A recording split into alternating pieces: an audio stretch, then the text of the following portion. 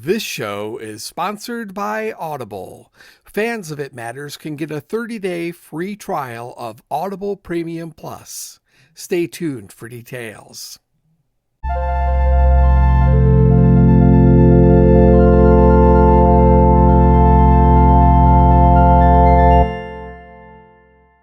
Hello, and welcome to It Matters How We Treat One Another, the social science show.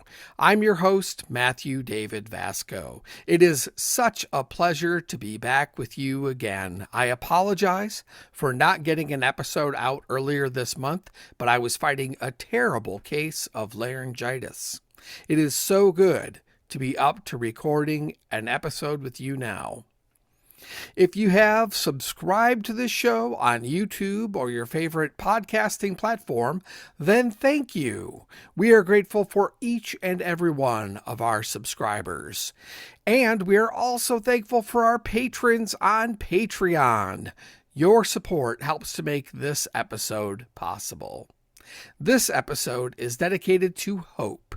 And more specifically, the many things we all can do to keep hope alive for the sake of our own well-being. But first, our inspiring news. If inspiring things are happening in your neck of the woods, then please send us a direct message on one of our social media accounts and let us know. You can find us by our show name on Facebook, Instagram, X, and Blue Sky. This time, our inspiring news comes from greenamerica.org. I want to introduce you to a term that may be new to many of you. I know it was new to me, and that will hopefully be a term we'll be hearing a lot more in years to come. That term is regenerative agriculture. What exactly is regenerative agriculture? Well, quote, according to greenamerica.org, regenerative agriculture is a holistic land management practice that uses the power of photosynthesis in plants to sequester carbon in the soil while improving soil health, crop yields, water resilience, and nutrient density, end quote. It utilizes practices like, quote, using cover crops, reducing tilling, rotating crops, spreading compost, and moving away from synthetic fertilizers, pesticides, herbicides, and factory farming. More advanced regenerative practices include growing multi-species cover crops, integrating animals and crops, and introducing more trees and other perennial crops. That's an end to that quote. Like me, you might be asking, is this the same as organic farming? greenamerica.org explains it like this. Here's another quote. They are not the same, though organic and biodynamic have a huge head start. All forms of agriculture, including organic, can become more regenerative, end quote. The ultimate goal of regenerative agriculture is to help reverse climate change, restore topsoil globally, and increase crop yields and resilience to droughts and floods. Again, if you know of inspiring things happening in your area, then please DM us on our socials and let us know. Thanks. Up next is our feature segment. But first, this show is sponsored by Audible. Did you know that the new movie, Project Hail Mary, starring Ryan Gosling, is based on an awesome science fiction novel by Andy Weir, author of The Martian? It's true, and I was lucky enough to get to listen to the audiobook on Audible, and I can highly recommend it. And you know, the book is always better than the movie, isn't it? Fans of our show can get a free month of Audible Premium Plus just by clicking the link in our episode description or by visiting the podcast page at matthewvasco.com. Again, that's a free month of Audible Premium Plus by clicking the link in our episode description or by visiting matthewvasco.com and clicking podcast. Choose Project Hail Mary, The Martian, or any one of thousands of titles. And now, our feature segment.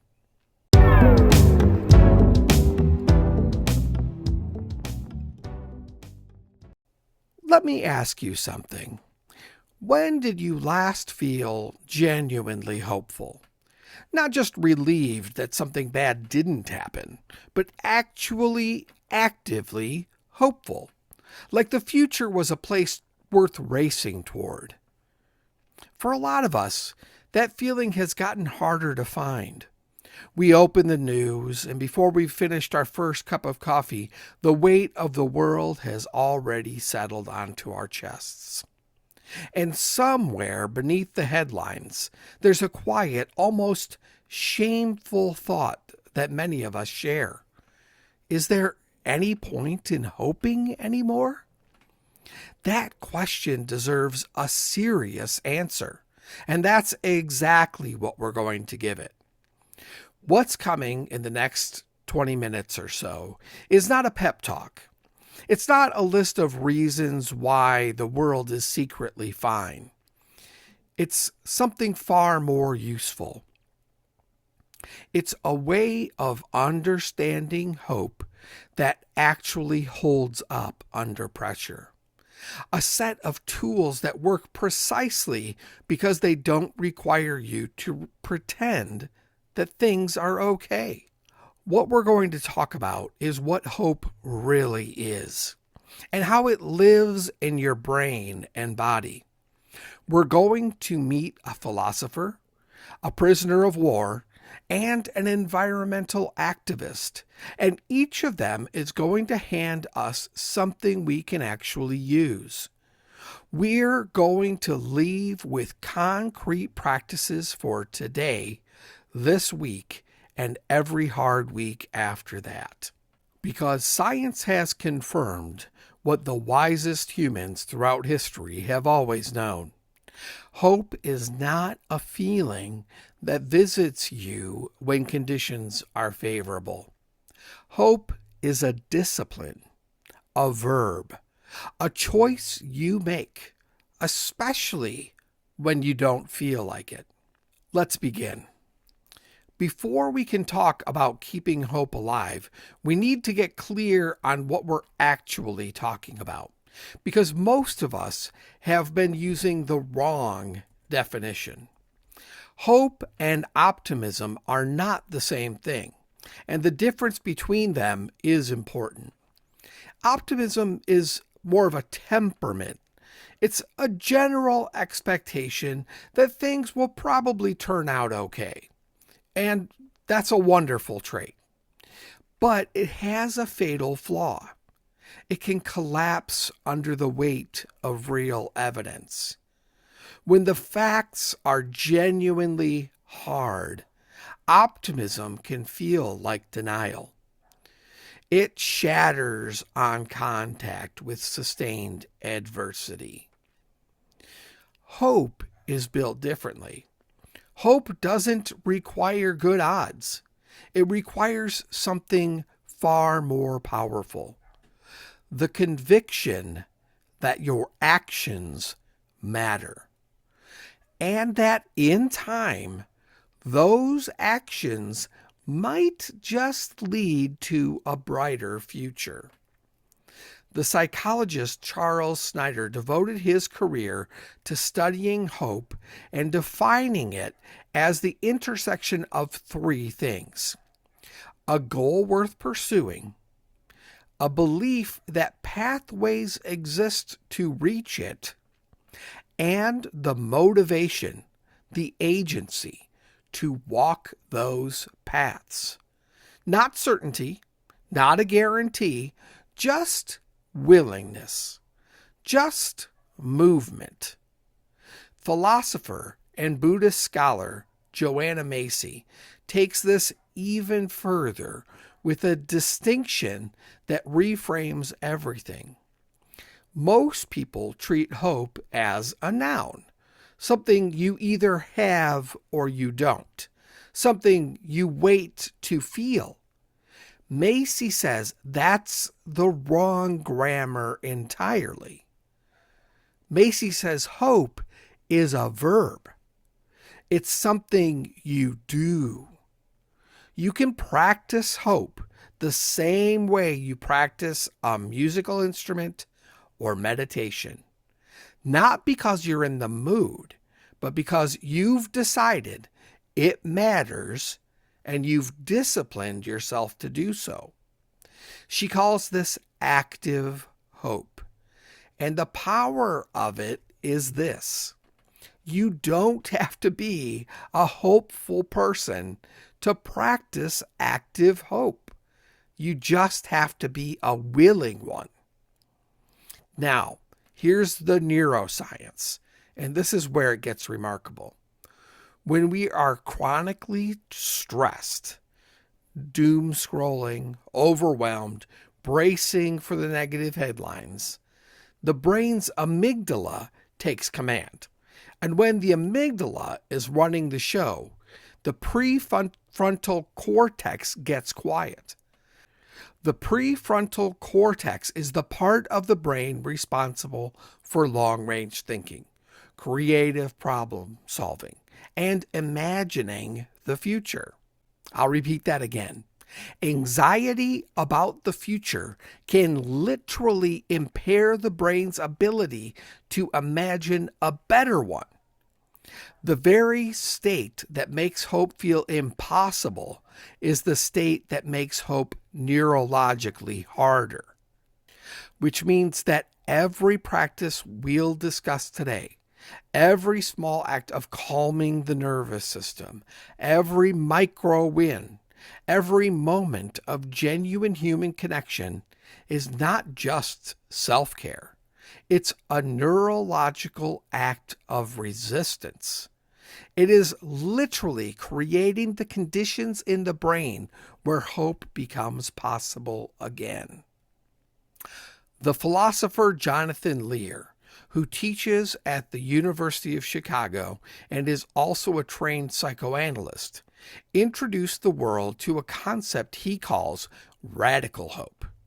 It is one of the most important ideas available to us right now.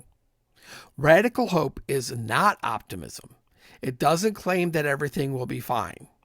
What it claims is something maybe braver, that goodness is still possible, even when we cannot yet see what that goodness will look like. Hope directed toward a future we can't fully picture yet, but we are willing to move toward anyway. That is not wishful thinking. That is one of the most courageous acts a human being can perform. And nothing illustrates radical hope more powerfully than the story of Admiral James Stockdale. Stockdale was the highest-ranking American military officer held prisoner during the Vietnam War. He spent 7.5 years in the Hanoi Hilton, enduring torture, isolation, and conditions most of us cannot fathom. And he survived. When author Jim Collins interviewed him years later and asked how he got through it, Stockdale said something that stopped Collins cold. He said the prisoners who didn't make it were often the optimists, the ones who said, "We'll be out by Christmas," and then Christmas would come and go, and they'd say, "We'll be out by Easter," and then Easter would pass. And eventually, Stockdale said, those men died of a broken heart. Collins asked, "So how did you survive?" And Stockdale said, I never doubted that I would prevail in the end. But I also never confused that with the expectation that it would be easy or that it would happen soon. Collins named this the Stockdale Paradox, the discipline of holding two truths at the same time. This is genuinely, brutally hard, and I will prevail. Not one or the other, both. This is genuinely hard, and I will prevail. Feel the difference between that and false optimism? False optimism says, don't worry, it'll be fine. The Stockdale Paradox says, this is hard, and I refuse to let that be the end of the story. That is the foundation of radical hope. That is the posture that gets human beings through the unsurvivable. And it is available to every single one of us. The philosophical foundation is set. Now let's build the house. Here are 6 concrete, research-supported tools for keeping hope alive in your own life, even on hard days, especially on the hard days. Tool number 1, curate your information diet. I talk to people about this one all the time. The capacity for hope is a resource, and like any resource, it can be depleted. Research shows that constant exposure to crisis-level news keeps the amygdala in a state of constant activation. That is not a sustainable state for a human being. And the data is unambiguous. Continuous news consumption doesn't produce more informed citizens. It produces more numb, more helpless, less action-oriented ones. The goal here isn't to stop paying attention. The goal is to become an intentional consumer of information rather than a passive one. Choose 1 or 2 trusted news sources. Check the news at set times, not continuously. Then close the news tab and live your life. Here's a useful way to think about it. Nobody would take a continuous IV drip of sugar and call it a balanced diet. The mind deserves the same standard. Don't just consume news all the time. You've got to take a break from it. And I often say to people that, which is true for me, I don't consume news within about a half an hour before bedtime, because otherwise it just seems like it seeps into my dreams and everything else. So just something to keep in mind. Tool number 2, the micro win, reclaiming agency. When the big picture feels too heavy to lift, shrink the world. Not forever, just for right now. Set a 10-minute goal. Clear 1 corner of a desk. Make 1 phone call. Take 1 small step toward 1 concrete thing. Because neuroscience tells us what happens when you do. The brain registers progress.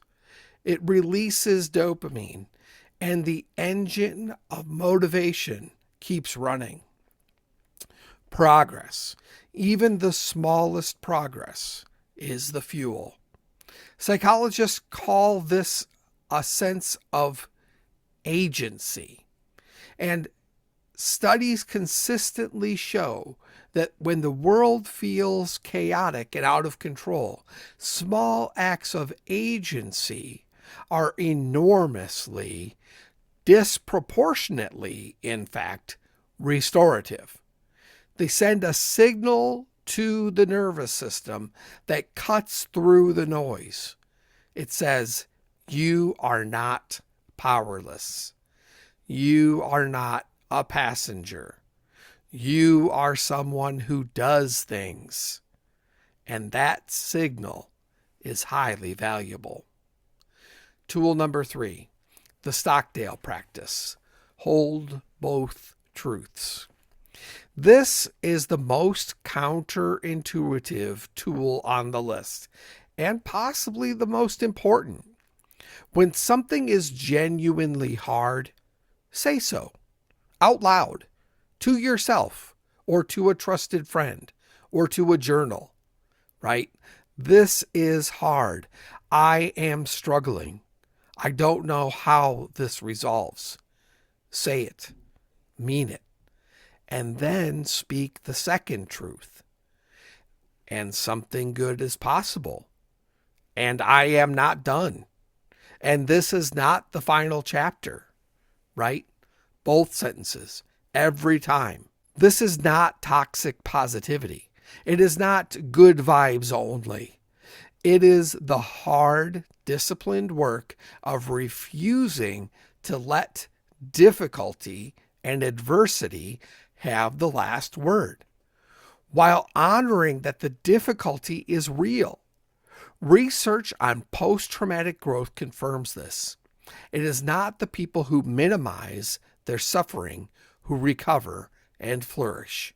It is the people who hold their pain honestly while simultaneously maintaining a vision of a meaningful future. I think keeping meaningfulness in mind is also important, right? So both sentences, that's the whole practice. Admit to how hard it is and say, and I'm going to keep going and I'm going to get through this. This is tool number 4 now, radical presence and the best possible self. There is one of the most well-documented paradoxes in positive psychology. One of the most powerful things a person can do to build hope for the future is to become more fully present in this moment. When the mind is consumed by worst-case scenarios, it's not thinking clearly about the future. It's catastrophizing. Grounding practice interrupt that cycle and restore access to the calm, creative thinking that genuine hope requires. Try this right now. Take 3 slow breaths. And notice 5 things you can see. And feel the weight of your body in your chair. That's it. That's the whole practice. It's a mindfulness practice. Your nervous system just reset.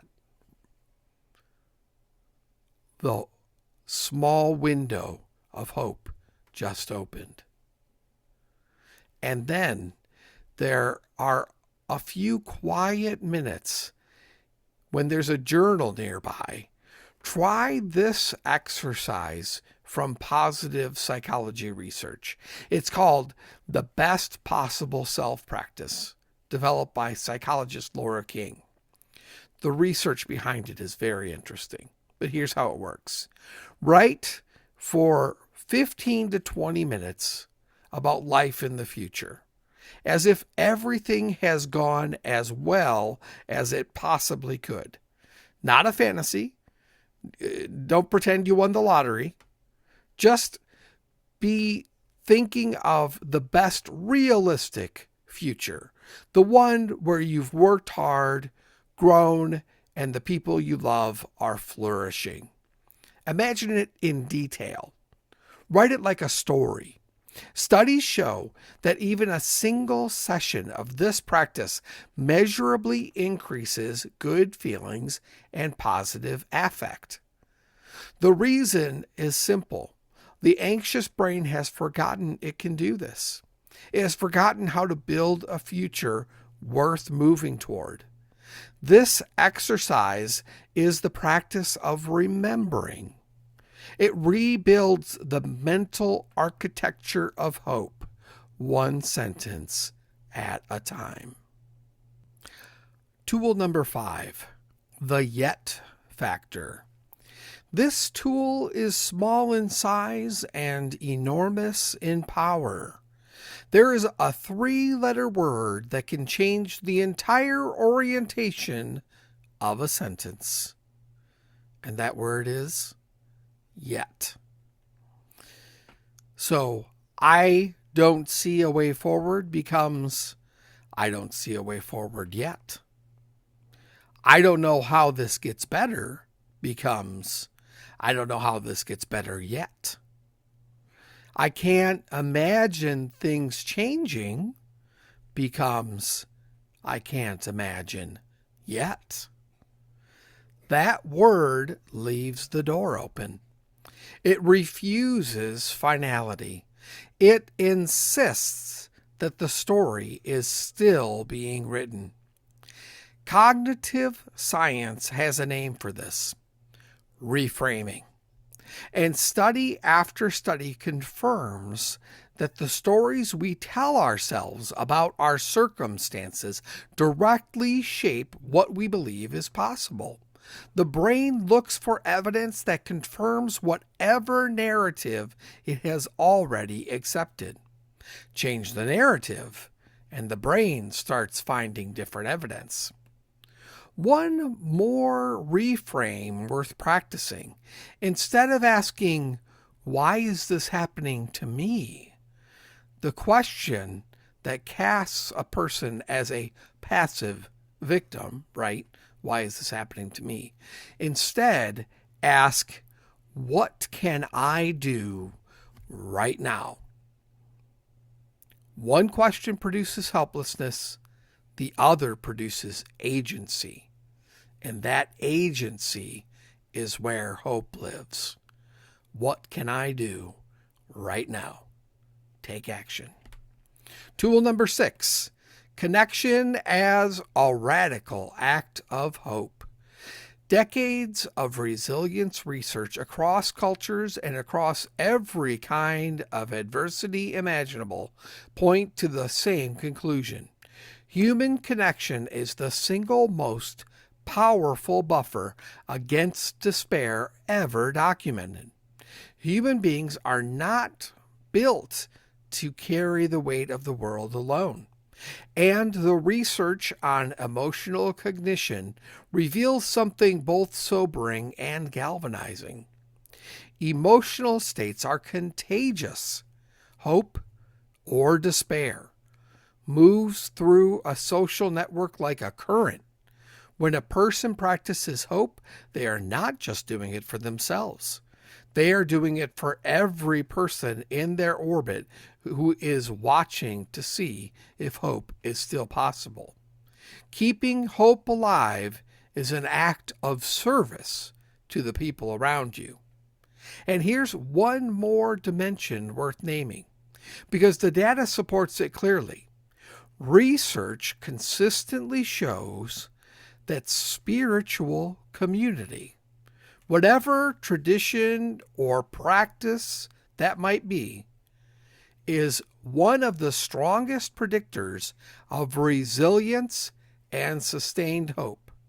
Not because faith guarantees easy answers, but because it provides something the isolated, scrolling mind desperately needs.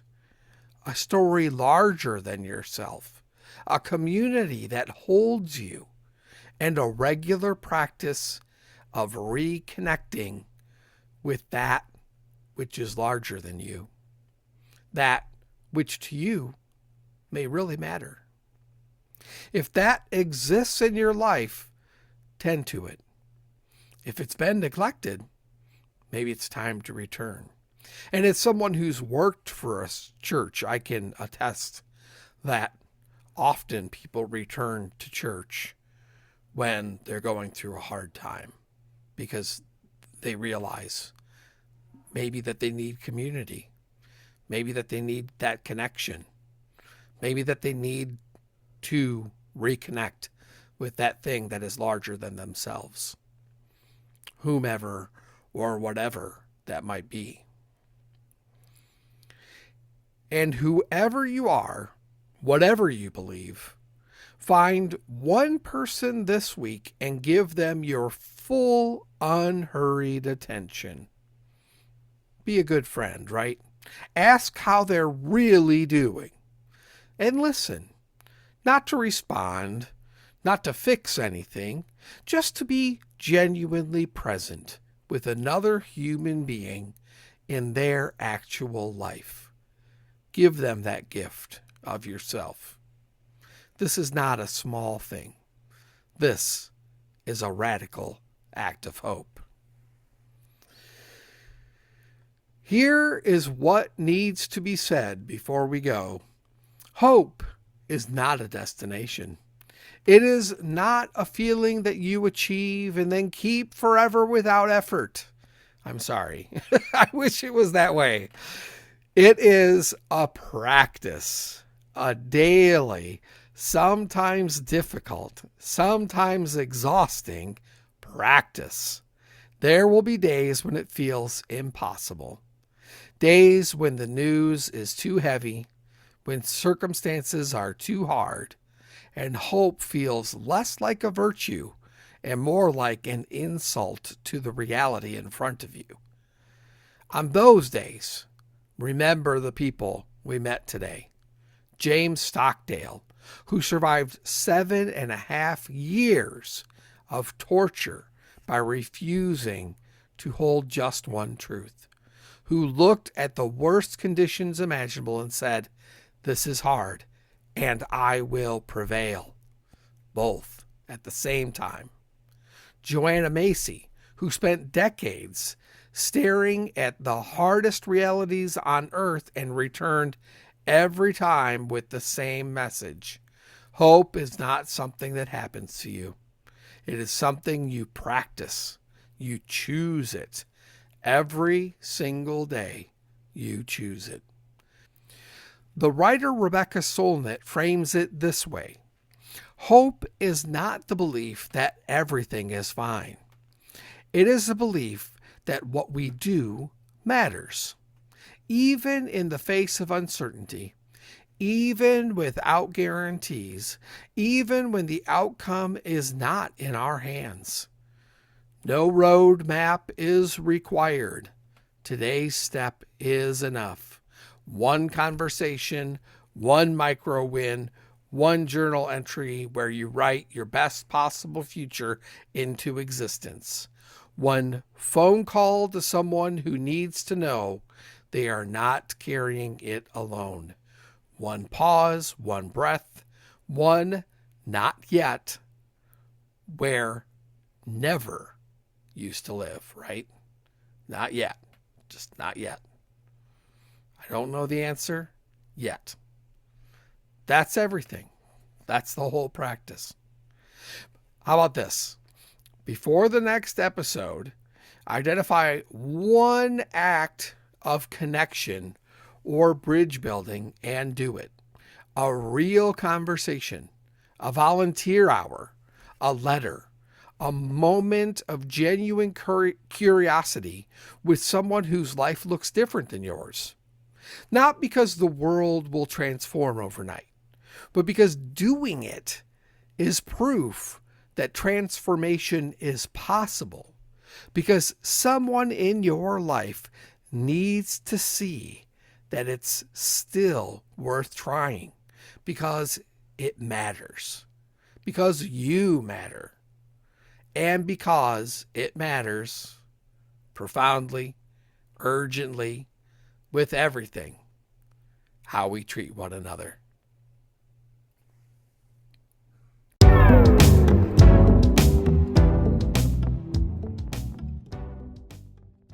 This brings us to the end of this episode of It Matters How We Treat One Another.